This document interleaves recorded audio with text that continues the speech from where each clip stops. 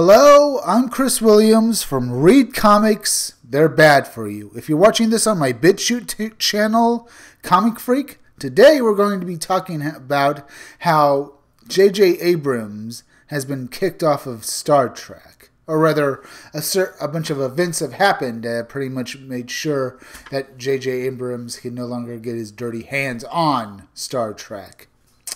We'll start off with this. J.J. Abrams and his company Bad Robot are now in a bidding war with Warner Media being the most likely candidates to make a deal with Bad Robot. But because of this deal, it basically means that they can no longer work on Star Trek because they are owned by Viacom, who own Paramount Pictures, who own the rights to Star Trek. Now, because of this, it means that Alex Kurtzman has been pushed aside, if not outright fired, from Star Trek Discovery. Which means J.J. Abrams and his co-CEO of Bad Robot, his wife Katie McGrath, no longer have the ability or any way to work on Star Trek or any of its spin-offs. Which means that J.J. Abrams' Star Trek is going to go the way of the dinosaur, which is a good thing. Because of the deal with Warner Media, they can't really comment, or even Warner Media itself can't comment on the deal they are making.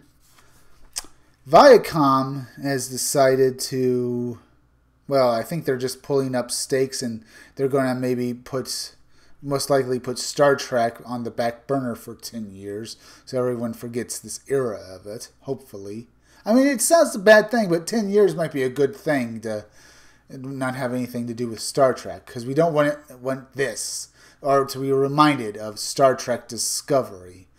As I said, Alex Kurtzman might only be hanging around Star Trek Discovery as only as a, what's the word you want to say, a lame duck or a figurehead. I mean, he's there because he has a 5-year deal to work on Star Trek, or at least projects that Bad Robot had made. But since Bad Robot is now being pushed out of Star Trek, I wouldn't say that he has any right to be there. So most likely he'll be clearing out his desk and looking for new work. Which means that Star Trek Discovery will either have to have a major overhaul, or it's just going to be canceled outright as soon as this deal with Warner Media goes through.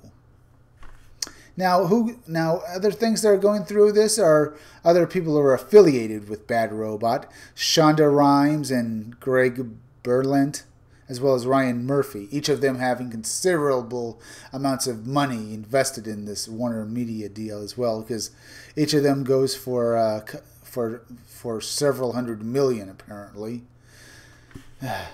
Well, I'm not so sure any company is really going to do this, because it sounds like it's reaching close to $1 billion if you want to hire Bad Robot and to get its affiliated directors and producers as well.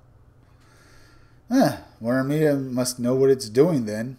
Either way, this means that we will finally get back to a Star Trek that is doing proper science fiction, not sci-fi like Star Wars. And I say sci-fi is that, sci-fi, the campy Monster of the Week, or basically people in spacesuits blasting robots or aliens that are pure evil and have no redeeming qualities, even though they are just basically humans with rubber foreheads. I mean, real hard science fiction that was done back in the 60s with the original Star Trek, as well as 2001: A Space Odyssey. Great science fiction showing events that will affect human lives if such things as actually mean aliens were to actually occur, or if we develop artificial gravity, or such things that will impact this world and bring it to a new level of being.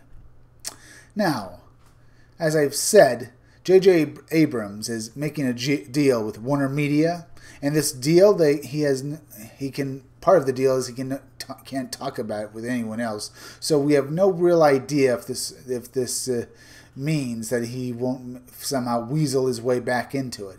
I have my doubts, though, because Star Trek is now on a downward slope that is much worse than all the late 90s and early 2000s slope it was on, because they were basically trying to keep doing the same thing over and over again, and people were being driven away from it. No, what they are doing is basically trying to turn Star Trek into a kind of mediocre Star Wars, trying to do these sci-fi adventures that aren't hard science fiction stories, with people having to deal with tremendous things that would affect them if they were in outer space and having to deal with alien life forms, as well as this technology that affects them. And in doing so, they've made this sort of mediocre Star Wars Star Trek with a bunch of guys blasting things and trying to do heroic things, even though it's stupid, and that Star Trek has always been more of a reflection of the hope that technology will free us and bring us to a new state of being. Now, I have my own reservations about that kind of thinking, but yes, Star Trek needs to be to be a hard science fiction story told in such a way that it reflects how we could affect ourselves and how we will affect the universe in the future. But here we have them doing all these little campy stories and stuff like that, and they don't respect the original creator who envisioned the world of Star Trek and how it would affect mankind in the future. No, we get these stupid little stories they're doing, and while they're trying to do this of lens flares and stupid little gimmicks, which have driven fans away, as well as all the SJW nonsense they have also put in to these projects. I mean, these projects with all this propaganda in them are really kind of interchangeable. The only real difference is that originally it was Star Trek or it was Star Wars. And on this note with Star Wars Episode 9, it looks like it's really bad because it looks like J.J. Abrams is trying to fix something that was destroyed by Roundhead Rian Johnson. And it looks like he's going to have one hell of a time, and he needs to focus all his energy on that. And he still, while doing that, is having to deal with this deal with Warner Media, which means most likely he's diverting his attention, which means Star Wars: The Rise of Skywalker will fail. Because that's what happens when someone who's creative has to deal with too many things at the same time. Which also means, because he's getting out of Star Trek, it has the chance to return back to what it eventually was, and won't end up going on the same road as Star Wars: The Last Jedi or Star Wars: The Rise of Skywalker. Here, J.J. Abrams has, through his not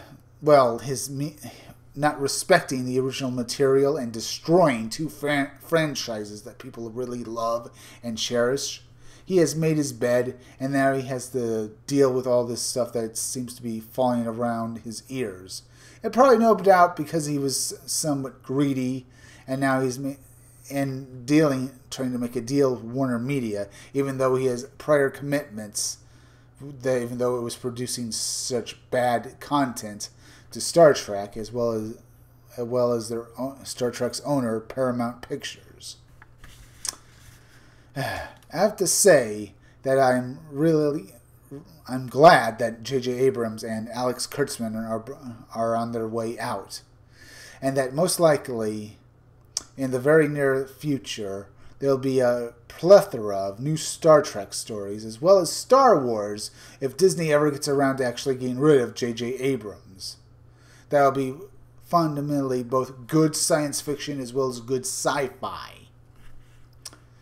And if you like this video, subscribe. Make sure you're still subscribed. If you're watching my videos but you haven't subscribed, please subscribe to me on Read Comics, They're Bad For You, by hitting that bell. And if you're watching this on BitChute, subscribe to Comic Freak. I want you also to hit that like button and leave some comments down below. And remember, keep checking back in future videos for more information on my own independent comic book, Scumdogs. It'll soon be, once I get enough people to subscribe and give money to my Indiegogo, it'll be going to you. It'll be a good comic book. I'll be back again tomorrow with another video or review. I'll see you all again then.